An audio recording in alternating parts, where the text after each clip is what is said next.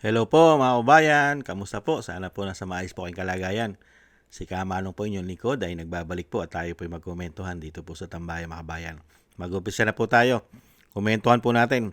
Ito pong kampo po ng ating Vice President Sara Duterte ay may sagot na po.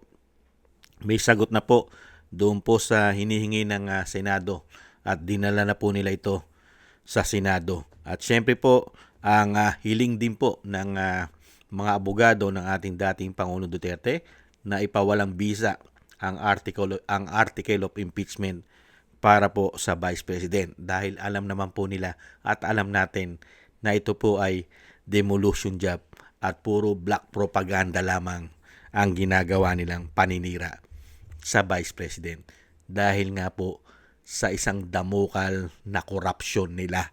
Hindi po ba? Pakinggan po natin ito mga kababayan at komentuhan po natin. Dinala kahapon June 1 ng kampo ni Vice President Sara Duterte sa Senado ang ilang maleta ng mga dokumento na naglalaman ng kanilang sagot sa articles of impeachment laban sa kanya. Sa naging pahayag ni Attorney Michael Powa, tagapagsalita ng depensa, ang pangunahing hiling ni VP Duterte ay ang pagbasura o dismissal ng kaso. Ngunit kung hindi ito mapagbibigyan, handa naman silang depensahan ang Vice Presidente pagdating ng mismong impeachment trial. As I said, ultimately, siyempre, dismissal po ng articles of impeachment. Titingnan natin kung ano yung mangyayari sa proceedings and we will participate and definitely we will abide by what is constitutionally permissible in the constitutional processes laid down. Bukod dito, idinetalye rin ng defense team kung ano ang buod o gist ng kanilang isinumiteng tugon sa Senate Impeachment Court. Iginiit ni Attorney Powa ang umano'y mga irregularidad sa House Committee on Justice bago pa man umakyat ang kaso sa Senado. Gayunpaman, sinagot pa rin nila ang bawat puntong nakapaloob sa articles of impeachment. Ang summary po ng answer namin is we really just set forth, yung sabi ko nga kanina, yung defenses ng Vice President, yung nakita nating mga infirmities kahit dun sa naganap na Committee on Justice proceedings. No? Isa na dyan, siyempre, yung sinasabi natin na wala namang ebidensyang naka-attach sa mga impeachment complaints at yung mga ebidensya umano na inilabas ay inilabas lamang o nagkalap lamang doon sa committee proceedings after we have already filed our answer before the Committee on Justice. Sa tingin namin ay naging infirm yung may mga infirmities yung proceedings bago Tama. pa umakyat sa Senado itong Tama. articles of impeachment. Mm-hmm. But having said that, na sabi ko nga, maliban doon, sumagot din kami on the substantive issues. Inihayag Yan po mga kababayan, ang sagot po ng mga abogado po sa pangunguna po ni Attorney Powa. At dala-dala na po nila ang male-maleta po na kanilang sagot sa article of impeachment ng Vice President. At kung kakatigan po ng Senado, dahil marami pong abogado dyan, lalong-lalo po, ang presiding officer pong tatayo dyan, ang head po nila dyan, ang prosecutor, di ba? Ang judge ay isang abogado, si Alan Peter Cayetano. At nandiyan pa sila Senador Attorney Marcoleta. Pwede po nilang silipin sila Attorney Cayetano. Di ba? Pwede nilang silipin yung mga gawa-gawang ebidensya. Hindi po ba? Masisilip po nila, mapag-aaralan po nila. Dahil tama po yung sinasabi ni Attorney Powe. Yung mga ginawa nilang mga ebidensya, doon lang nila kinuha yon noong nag-hearing sila kuno sa Kongreso. At ang kinukuhanan pa nila ng impormasyon ay puro po salot pa di umano sa ating lipunan. Yung isa, pambansang asong ulol, di umano. Yung isa naman, nakakulong dahil convicted ng kidnap for ransom. Tapos yung isa naman kinukuhanan nila, hindi po ba yung isa, yung kinukuhanan naman nila isa, ano naman po ang sinasabi ron? Doon po sa kinukuhanan nila isa, yung si Gloria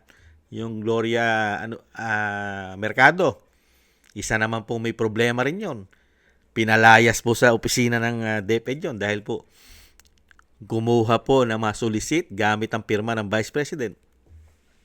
Hindi po ba? Puro napakaraming anomalya. Tapos yung pagbubukas po nila sa salin ng asawa ng Vice President ay may nilabag pa rin silang batas. Hindi po ba? At kung ano-ano pang pinaglalabas po nila, mga kababayan, para lang po maikabit sa sinasabing kurap ang Vice President. Pati po ang kanyang confidential fund na napakaliit. Ikumpara mo sa confidential fund nila, lalo-lalo ang Pangulo ng bansa na hindi bababa sa 4.5 billion. Dahil nga po ito ay demolition job sa Vice President. At gagawan po siya ng isang damukal na mga propaganda, black propaganda para masira siya. Dahil ang Vice President po, ang nakakasiguro po tayo na susunod na presidente ng bansa. At ang ating Vice President po, ang magbibigay po ng katarungan sa ating mga Pilipino sa mga pinagagawa nilang kawalangyaan. Pagnanakaw, hindi po ba? At pamumulitika at isang damukal na bendalo. Break the law. Hindi po ba? Yan po mga kababayan. Sa pangunguna po ni Atty. Powa ay sumagot na po sila at dala-dala na po nila ang mali-maletang sagot nila dito po sa impeachment, dito po sa article of impeachment. Kung hindi po kakatigan ng Senado na maibasura po ang impeachment, ay handa po silang sagutin lahat ang mga gawa-gawang ebidensya ng Kongreso at ng kanilang mga testigo, mga kababayan. Muli po, maraming salamat po sa gusto po sa ating Tambay Makabayan sa YouTube at TikTok. At ganoon din po sa ating mga subscribers at mga nagko-comment, like, share, subscribe at patuloy po nagsusubscribe. Mabuhay po kayo. Shoutout po sa inyo lahat. Excuse me po. At syempre po, maraming salamat din po sa nagbibigay po ng tulong at biyaya. Shoutout po kay Eric Hersho from Canada, kay Baby Roman at Ate Isa from Cagayan Valley, Jem Aris from United Arab Emirates, Ani Jo, kay Norma Garcia, at Mary Natividad Brinden from Netherlands, Gay at Siena, Tatay Nick from Toronto, Canada, Jesus Valdefena at Rolando Guerrero, kay Felipe Shapno from Texas, USA, kay Romulo Divinagracia from Bacolod City, Frank Zamora from California, USA, Mika Ligaspri at Tessie Mantilla from Kuwait, Arthur Estraniero from USA, Randy Crispino from Pasig, Melchorita Espinosa from Orlando, Florida, USA, Ma'am LB at Shermani from North Miami, Florida, USA, at Rolando Timbol from Alberta, Canada. Thank you po sa inyo mga kabayan at shoutout po sa inyo lahat at ingat-ingat po kayo sa inyo pong mga paggawa. At God bless po sa inyo mga kababayan. At taste lang po tayo at dasal-dasal po tayo na tayo po'y maingatan sa ating pong pang-araw-araw na buhay. Maraming salamat po sa muli. Bye-bye!